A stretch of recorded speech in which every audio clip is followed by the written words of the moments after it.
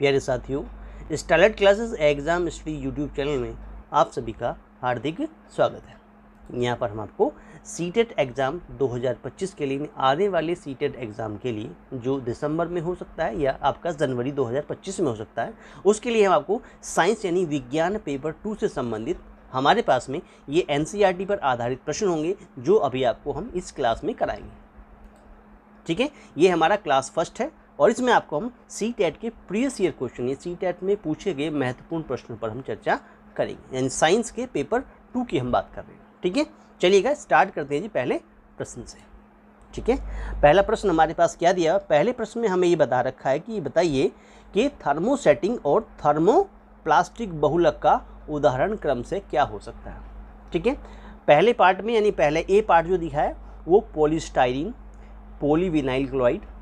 दूसरे पार्ट में B part में क्या कहा जी? बेकेलाइट या पॉलीस्टाइरीन हो सकता है। ठीक है, तीसरे पार्ट के लिए कहा गई पॉलीएथीन हो सकता है या पॉलीक्रिटोनिलाइट हो सकता है, पॉलीस्टाइरीन हो सकता है, यूरिया फॉर्मेल्डिहाइड रेजिन हो सकता है। ठीक है जी, देखिए इसका आंसर जो सही आंसर इसका है वो आपका आंसर होगा बेकेलाइट और पॉलीस्टाइरीन। अब इसको डिटेल में पढ़ेंगे।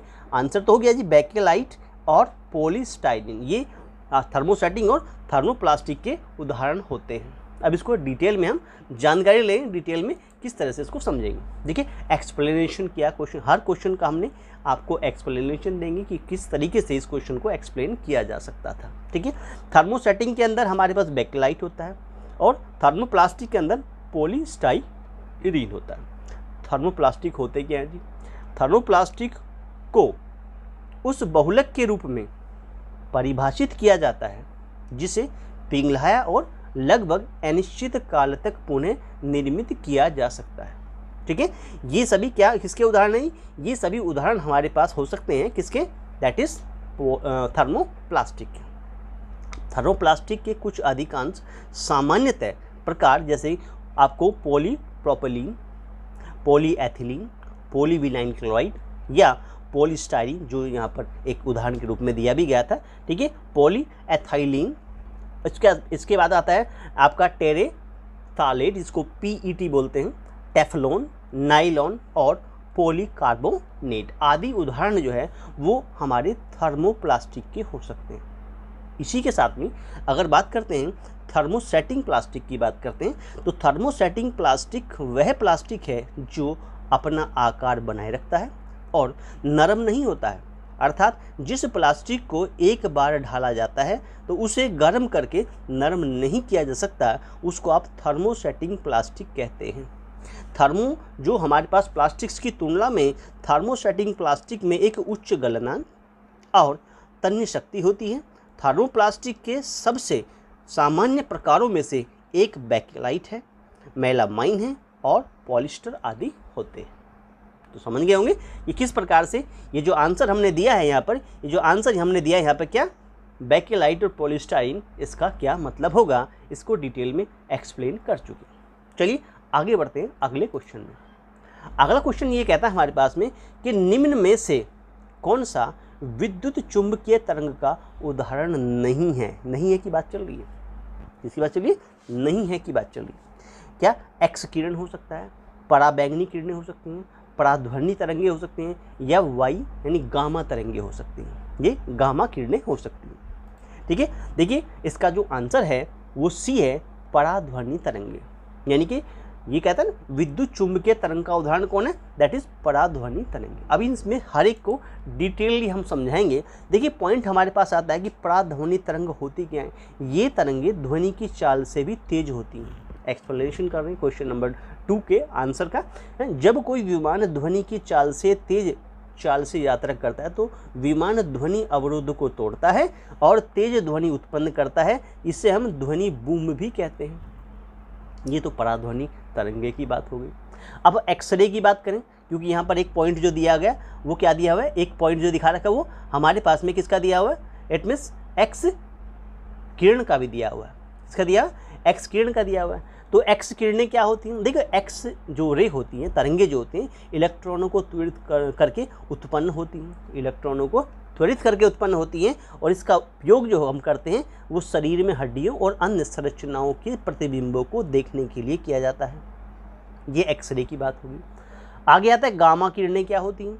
गामा किरणें जो है आयनीकृत करने वाले विकिरण होते हैं। यह रेडियोधर्मी क्षय के बाद कुछ रेडियो न्यूक्लाइड्स के नाभिक द्वारा उत्सर्जित होते हैं, उन्हें हम गामा किरणें कहते हैं। इनका उपयोग दवा जैसे रेडियोथेरेपी उद्योग यानी विसंक्रमण और कीटाणु शोधन और परमाणु उद्योग में इसका उपयोग किया जाता है। किसका जी? गामा किरणों का।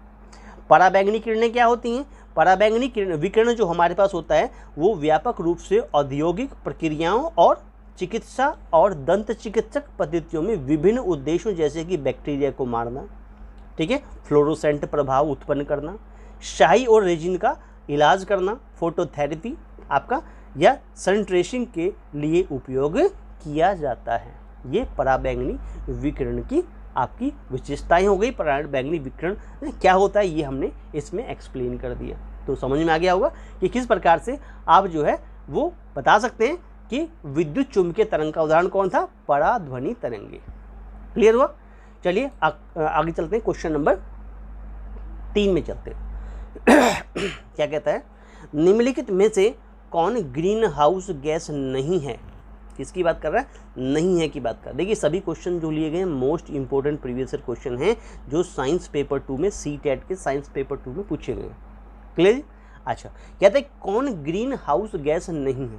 पहला है कार्बन डाइऑक्साइड, अगला है मीथेन, अगला है नाइट्रस ऑक्साइड, अगला है नाइट्रोजन। यानी कार्बन डाइऑक्साइड नहीं है, मीथेन नहीं है, नाइट्रस ऑक्साइड नहीं है या नाइट्रोजन नहीं है। तो सही आंसर हमारे पास हो जाता है इसका D part, that is nitrogen. यानी नाइट्रोजन जो है वो ग्रीन हाउस गैस नहीं है। एक्सप्लेनेशन में आते हैं जी।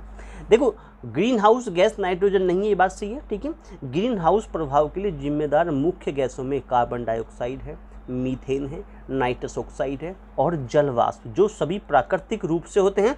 और इसके अंदर हम बात करें इट मीन फ्लोरिनेटेड गैस जो सिंथेटिक हैं वो शामिल होती हैं।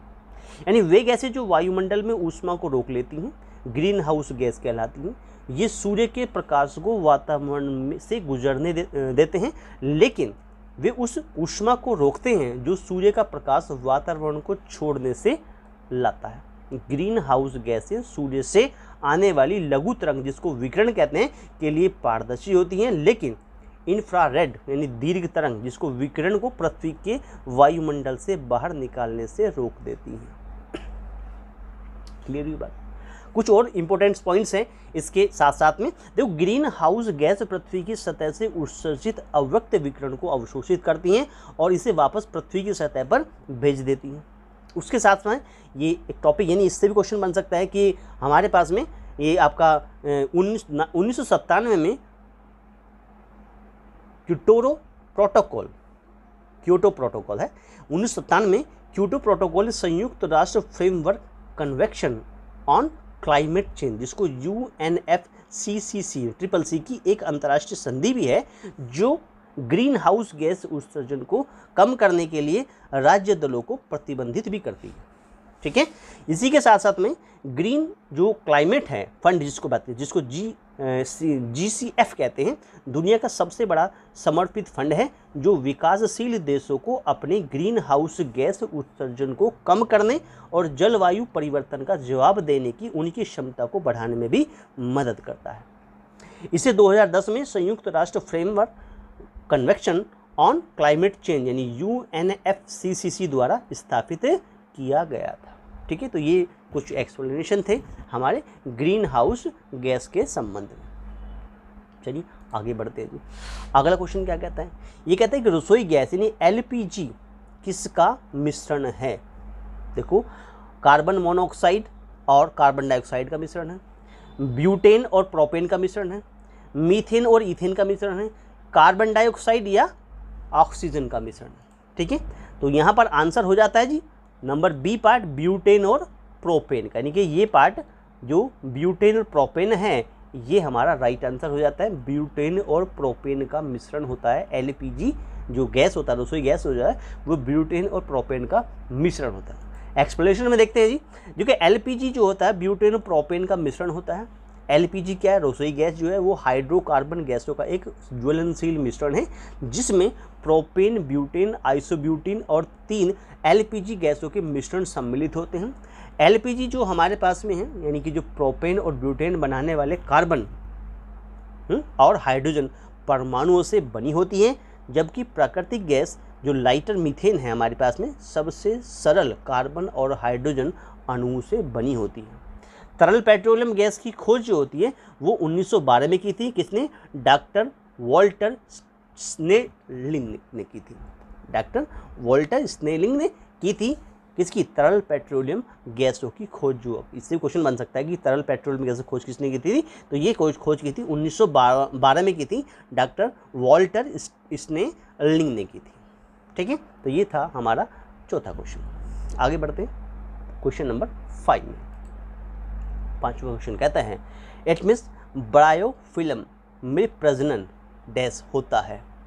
भाई तने के माध्यम से होता है, पत्ती के माध्यम से होता है, तने के माध्यम से होता है, पत्ती के माध्यम से, फूल के माध्यम से होता है या जड़ के माध्यम से होता है। ठीक है, आंसर हमारे पास हो जाएगा, ये बी पार्ट हमारा आंसर हो जाता है। आंसर बी पार्ट हो जाता है, पत्ती के माध्यम से हमारे पास में क्या होता है? ब्रायोफिल्म में प्रजनन होता है। किससे होता है जी? पत्ती के माध्यम से होता है। डिटेल में पढ़ेंगे जी, ये हमारा डिटेल है। देखो बायो जो फाइलम होता है यानी कायिक प्रवर्धन द्वारा प्रजनन करता है। यानी बायोफाइलम क्या होता है? वे पत्तियों के कायिक प्रवर्धन के माध्यम से अलैंगिक रूप से प्रजनन करते हैं। उन्हें अधिपादप भी कहा जाता है। क्या कहा जाता है? अधिपादप भी कहा जाता है। जो हमारे ब्रायोफाइलम की पत्तियां चौड़ी होती हैं, ये विस्तृत हुई पत्तियां कैसी होती हैं? चौड़ी हुई पत्तियां होती हैं जिसके किनारे पर नुकीले निशान होते हैं। किनारे पर जो है वो इस तरह के नुकीले निशान होते हैं। ठीक है, अच्छा ये वे स्थान हैं जहाँ से कलियाँ निकलती हैं। कायिक प्रवर्धन एक प्रजनन विधि है जहाँ नए पौधों के वानस्पतिक भागों द्वारा निर्मित होते हैं जिनको प्रजनक कहा जाता है। क्या कहा था? प्रजनक कहा जाता है। प्रजनक कहा जाता है उनको। तो इस प्रकार से इसका आंसर हो गया जी बायोफाइलम। क्या हो गया?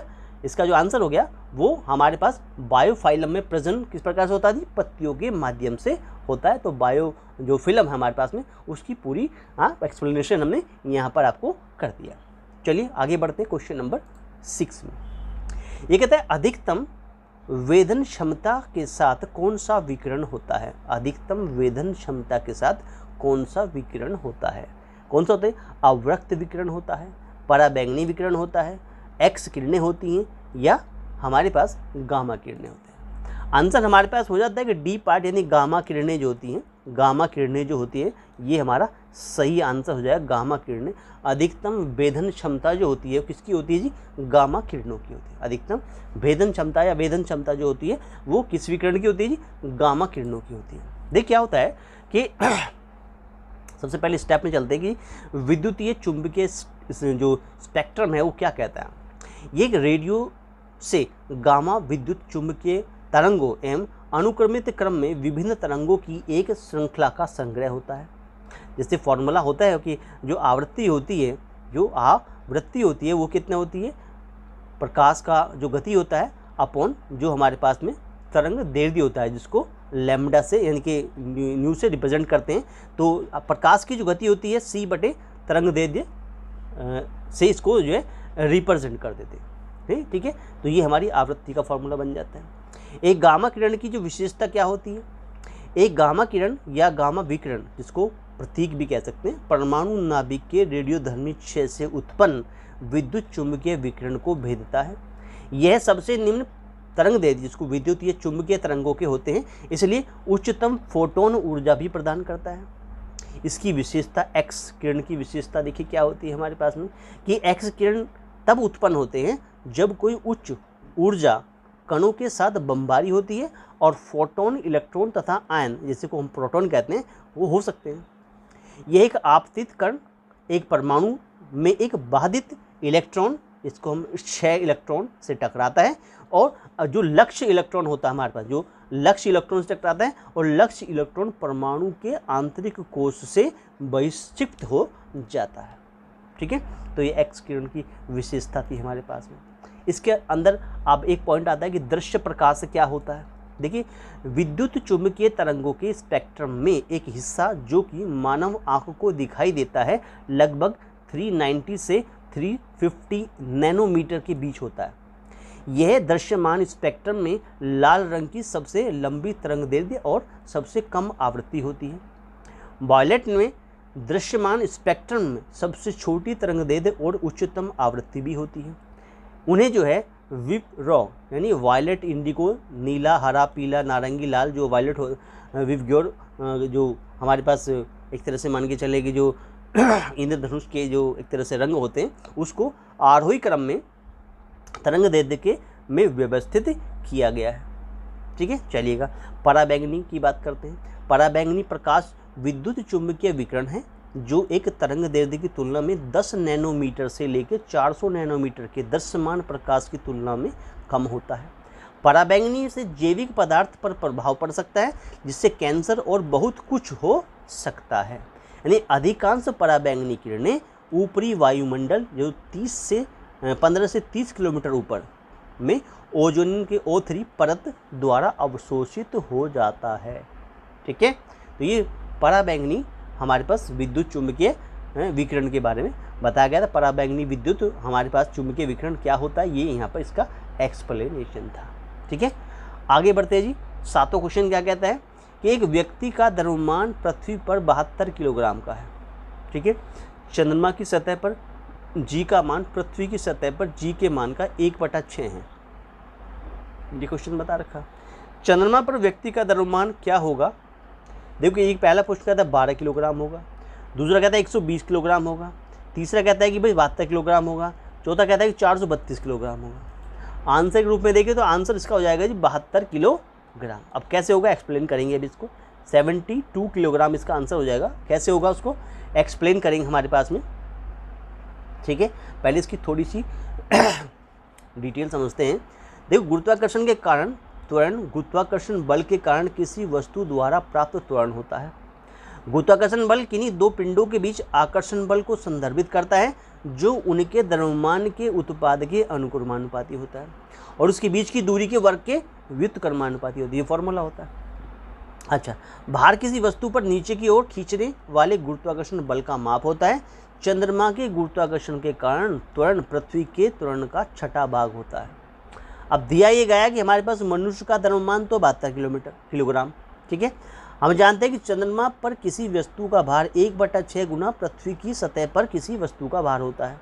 हालांकि चंद्रमा पर किसी वस्तु का द्रव्यमान पृथ्वी पर उसके द्रव्यमान के समान रहता है लेकिन उसका भार कम हो जाता है क्योंकि चंद्रमा पर गुरुत्वाकर्षण पृथ्वी की तुलना में कम होता है। अतः चंद्रमा की सतह पर भार बदलता है लेकिन द्रव्यमान समान ही रहता है।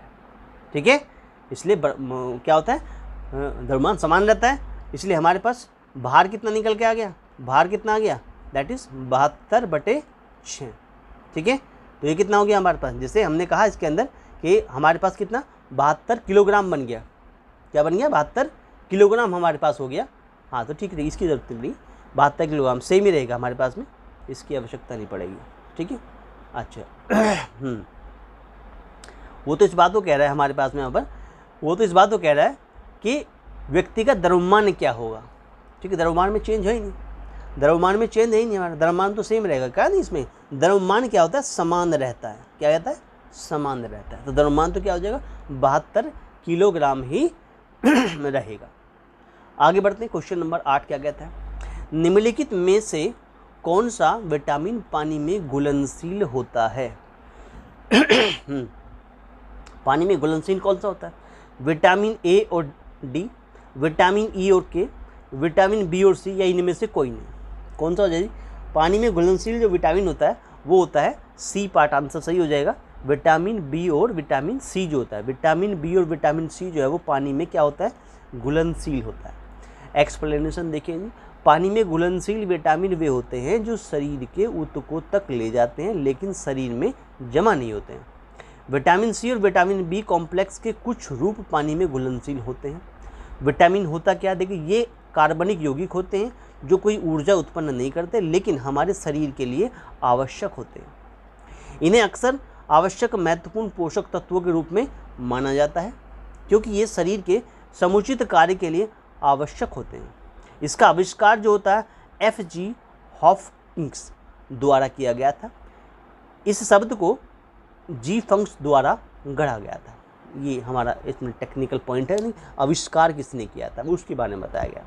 वसा में घुलनशील विटामिन क्या हो सकते हैं? देखिए ये कार्बनिक विलायकों में घुलनशील होते हैं और वसा की तरह अवशोषित और लाए जाते हैं। उदाहरण के लिए हम कहें vitamin A, vitamin D, vitamin E, vitamin के। ठीक है, तो हमारे पास में जो आंसर बन गया वो बना सी पार्ट, यानी विटामिन बी और विटामिन सी हमारा आंसर बन जाता है। चलिए आगे बढ़ते हैं जी।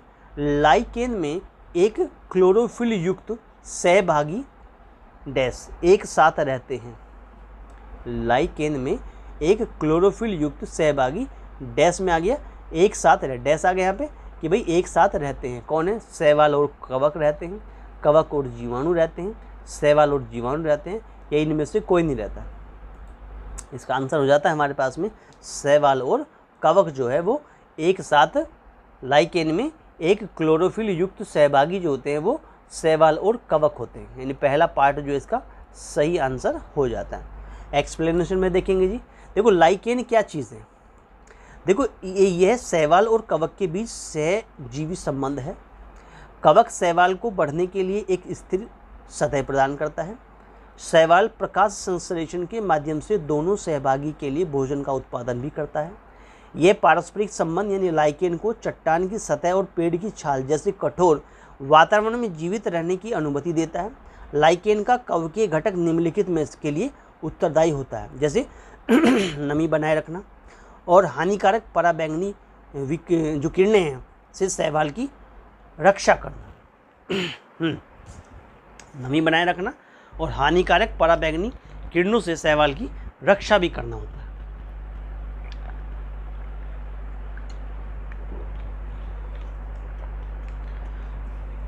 उसके बाद में क्या होता है?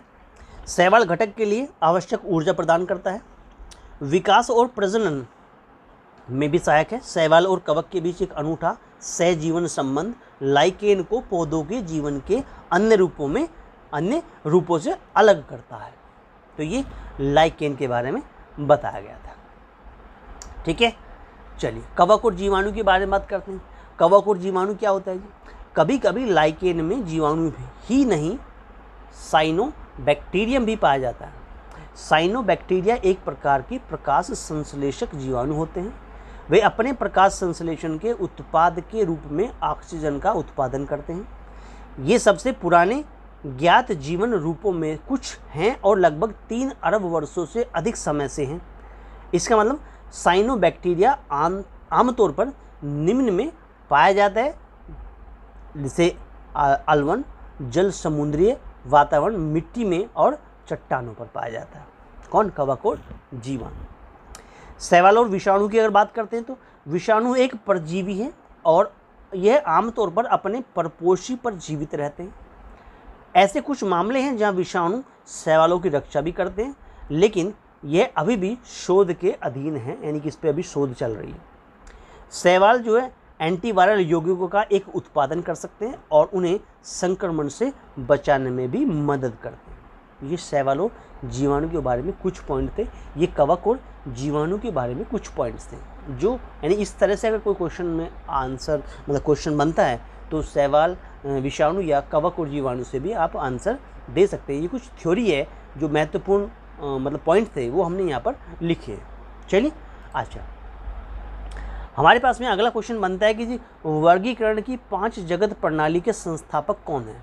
वर्गीकरण की 5 जगत प्रणाली के संस्थापक कौन है? पहला आंसर दिया था R.H. विटेकर, सी आपका लिनियस, या T.H. मॉर्गन, या G.J. मॉडल। तो इस प्रकार से आंसर तो बनता था इसका ए पार्ट R.H. विटेकर। तो ये हमारे वर्गीकरण की 5 जगत प्रणाली के क्या है? संस्थापक हैं। पॉइंट, अब इसमें ये कुछ पॉइंट आते हैं हमारे पास में कि 5 जगत वर्गीकरण R.H. विटेकर द्वारा प्रस्तावित किया गया था। इस वर्गीकरण में परिभाषित 5 जगत के नाम मोनेरा, प्रोटिस्टा, फंजाई, प्लांटी और एनिमेलिया रखा गया था।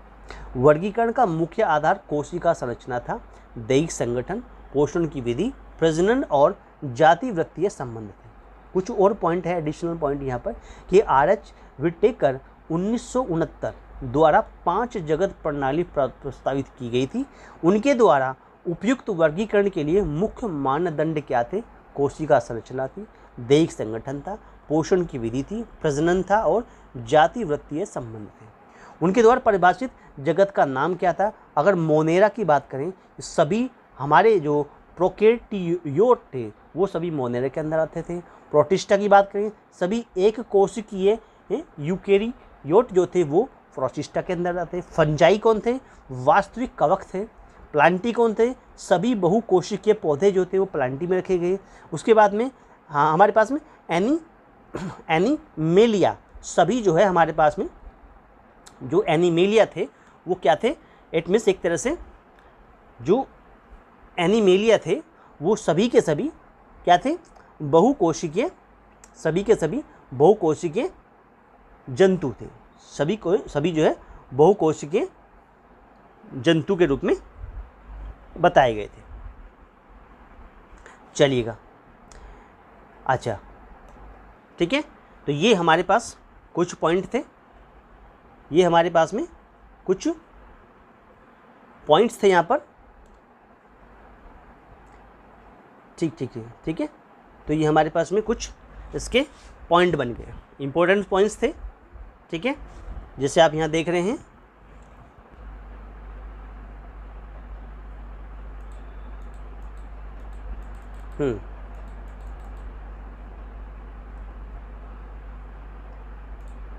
अच्छा ठीक है, तो ये इस प्रकार से हमारा वैल्यू बन गया था। चलिए ओके, अब आगे बढ़ते हैं जी। अगला पॉइंट क्या कहता है? अगला पॉइंट ये कहता है हमारे पास में टी.एच. मॉर्गन ने आनुवांशिकी पर अपने अधिकांश कार्यों के लिए निम्नलिखित में से किसका उपयोग किया? टी.एच. मॉर्गन ने आनुवांशिकी पर अपने अधिकांश कार्यों के लिए निम्नलिखित में से किसका उपयोग किया? पहला है हमारे पास में ड्रोसोफिला का उपयोग किया, नियोस्पोरा का उपयोग किया, पाइसन का उपयोग किया या इनोथेरा का उपयोग किया। आंसर था जी इट मीन्स ड्रोसोफिला का उपयोग किया। टी.एच. मॉर्गन ने आनुवांशिकी पर अपने अधिकांश कार्यों के लिए निम्नलिखित में से किसका उपयोग किया था? तो ड्रोसोफिला का उपयोग किया था। अब ये हमारे पास एक्सप्लेनेशन आया कि थॉमस हंट मॉर्गन एक अमेरिकी जीव विज्ञानी और भ्रूण विज्ञानी थे जो आनुवांशिकी में उनके योगदान के लिए जाने जाते हैं। मॉर्गन के प्रयोगों के सटन और बोबेरी द्वारा सुझाए गए वंशानुक्रम के गुणसूत्र सिद्धांत को सत्यापित किया था। सटन और बोबेरी ने सुझाव दिया था कि गुणसूत्रों की एक जोड़ी का युग्मन और विभाजन करने से उनके द्वारा किए गए जो युग्म विकल्पों की जोड़ी का विसंयोजन हो सकता है, विसंयोजन हो जाएगा। मॉर्गन ने जो ड्रोसोफिला के साथ प्रयोग कर यह सिद्ध करने के लिए किया गया था कि भिन्नता का आधार लैंगिक जनन के कारण होता है। उन्होंने आगे ये भी दर्शाया कि जब एक जो आपका द्विसंकर क्रॉस में दो जीन एक ही गुणसूत्र पर स्थित थे तो वे पैतृक जीन संयोजन का अनुपात गैर अभिभावकीय प्रकार की तुलना में बहुत ही अधिक था, जिसका कारण जीनों को जुड़ाव रखता है, जीनों का जुड़ाव था।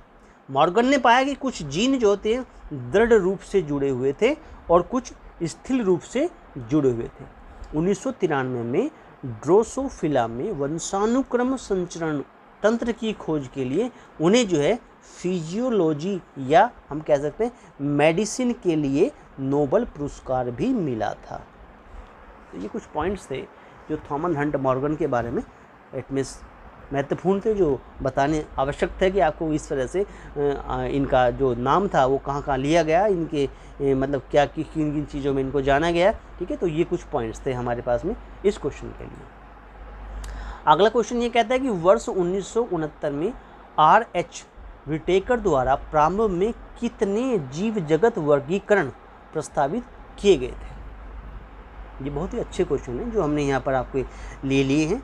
ठीक है, डिटेल काफ़ी बड़ी है, यानी कि कुछ हो सकता है आपको डिटेल काफ़ी बड़ी लगे हर क्वेश्चन की कि भाई एक्सप्लेनेशन काफ़ी बड़ा किया गया है, तो लेकिन उसके बारे में जो बेसिक से बेसिक बातें हो सकती थी वो यहाँ पर देने की कोशिश की गई है।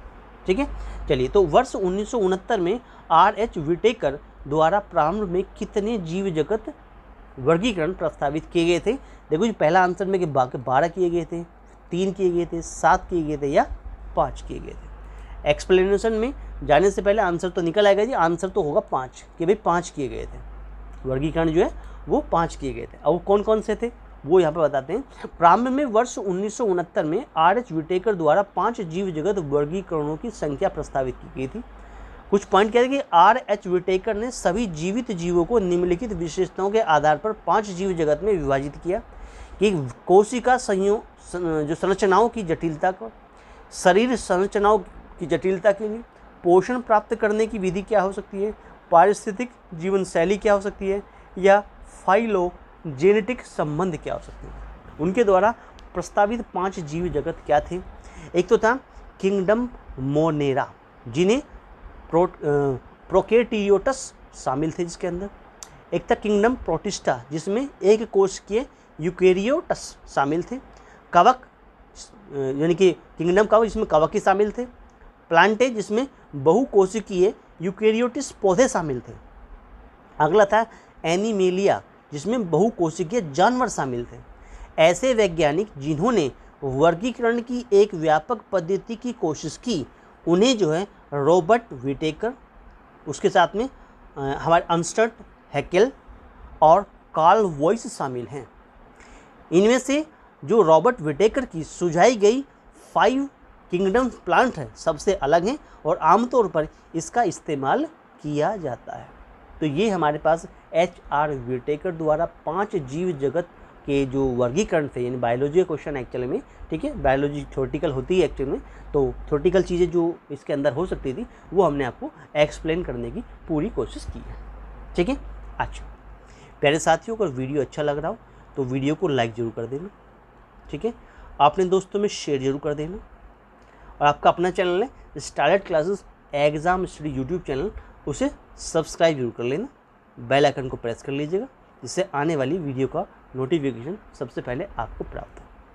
अभी तक हमने जो पढ़ाया, इसमें अगर कोई सुझाव आप देना चाहें तो आप हम बिल्कुल कमेंट के माध्यम से दे सकते हैं। ठीक है, किसी क्वेश्चन में अगर आपको कोई डाउट है तो वो भी कमेंट के माध्यम से बता सकते हैं। ठीक है, हम उसका आंसर देने की पूरी कोशिश करेंगे। चलिए आगे बढ़ते जी, अगले क्वेश्चन नंबर 13 के अंदर ये कहते हैं, निम्नलिखित में से कौन सा चुंबकीय क्षेत्र क्षमता की इकाई नहीं है। देखिए सभी question most important previous year question हैं जो CTET के साइंस पेपर 2 में पूछे गए हैं, पिछले सालों में जो पूछे गए हैं वो सभी क्वेश्चन हमने यहाँ पर लिए। पहला आंसर था जी gauss, tesla, ampere meter, ampere प्रति मीटर, एम्पियर मीटर या एम्पियर पर मीटर। अब यहाँ पर जो आंसर है जी, आंसर है एम्पियर मीटर, यानी सी पार्ट जो है आपका जो है वो राइट आंसर बन जाता है, सी पार्ट बन जाता है राइट आंसर। चुंबकीय क्षेत्र क्षमता की इकाई कौन नहीं है, वो एम्पियर मीटर नहीं। अब देखिए एम्पियर मीटर जो होता है चुंबकीय क्षेत्र क्षमता की इकाई नहीं है, क्योंकि चुंबकीय क्षेत्र की क्षमता को चुंबकीय तीव्रता भी कहा जाता है। चुंबकीय क्षेत्र एक चुंबकीय सामग्री का एक गतिमान विद्युत आवेश के आसपास का क्षेत्र है जिसके भीतर चुंबकीय बल कार्य करता है। चुंबकीय क्षेत्र क्षमता एक बाह्य आवेश से उत्पन्न होती है और यह पदार्थ के आंतरिक नहीं होती। इसे चुंबकीय ध्रुवों के संदर्भ में परिभाषित किया जा सकता है। एक इकाई ध्रुव से 1 सेंटीमीटर क्षेत्र क्षमता एक क्या होता है, ऑस्ट्रेड होती है। पॉइंट इज, चुंबकीय क्षेत्र क्षमता को ऑस्ट्रेड OE या एम्पियर प्रति मीटर A/m की इकाई द्वारा परिभाषित किया गया है। जब इसे फ्लक्स घनत्व द्वारा परिभाषित किया जाता है तो इसको गॉस या टेस्ला की इकाइयों का भी उपयोग किया जाता है। ठीक है, तो इसके अंदर जो आंसर नहीं था वो आंसर क्या नहीं था, आंसर जो था वो एम्पियर मीटर नहीं था, गॉस भी है, टेस्ला भी है, एम्पियर प्रति मीटर भी आपका आंसर होंगे। क्लियर, आगे बढ़ती है जी। अगला क्वेश्चन क्या कहता है, निम्नलिखित में से किस तरीके से 1 वोल्ट व्यक्त किया जा सकता है। भाई 1 वोल्ट व्यक्त किया सकता है, भाई जूल कूलाम होता है, जूल प्रति कूलाम होता है, कूलाम प्रति जूल होता है, जूल कूलाम हो गया, जूल प्रति कूलाम हो गया, 1 कूलाम प्रति जूल हो गया, या 1 जूल कूलाम प्रति सेकंड हो गया। यानी 1 वोल्ट किसे कहते हैं, तो 1 वोल्ट का मतलब हो गया, इट मीन्स ये हमारे पास में बी पार्ट में चला गया, दैट इज 1 जूल प्रति कूलाम। 1 जूल प्रति कूलाम का मतलब क्या बन गया जी, ये बन गया 1 हमारे पास वोल्ट बन जाता है। क्या बन जाता है, 1 वोल्ट बन जाता है। एक्सप्लेनेशन भी करेंगे। देखिए पॉइंट्स क्या है कि इसे एम्पियर टाइम ओम जूल प्रति कूलाम ऊर्जा प्रति इकाई आवेश या वॉट प्रति एम्पियर ऊर्जा प्रति इकाई धारा के रूप में भी व्यक्त किया जा सकता है। अंततः वोल्ट को एसआई आधार मानकों में 1 वोल्ट बराबर 1 किलोग्राम मीटर स्क्वायर, ठीक है, इन 1 किलोग्राम मीटर वर्ग प्रति सेकंड घन प्रति एम्पियर के रूप में भी कहा जा सकता है।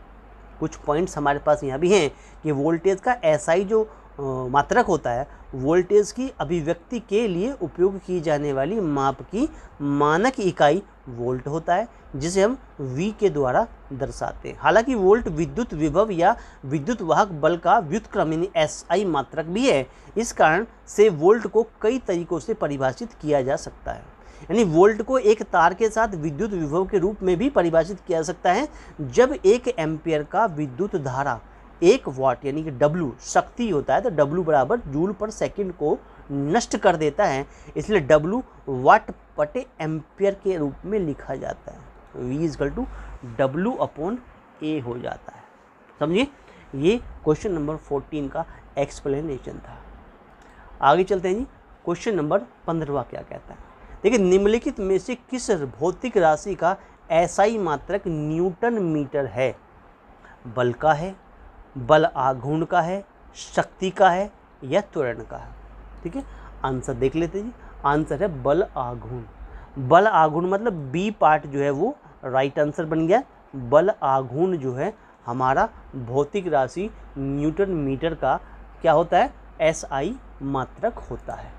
अब इसको एक्सप्लेन समझते हैं। बलाघूर्ण क्या होता है जी, एक प्रकार का घुमाव बल होता है जो किसी वस्तु के घूमने का कारण बनता है।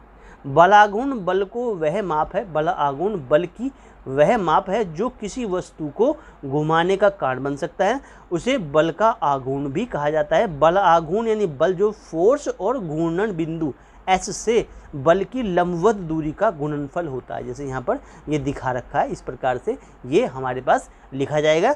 इसको टॉय के द्वारा व्यक्त किया जाता है। टॉय = F/S होता है, यानी कि बल आघूर्ण बल तथा दूरी का गुणनफल होता है।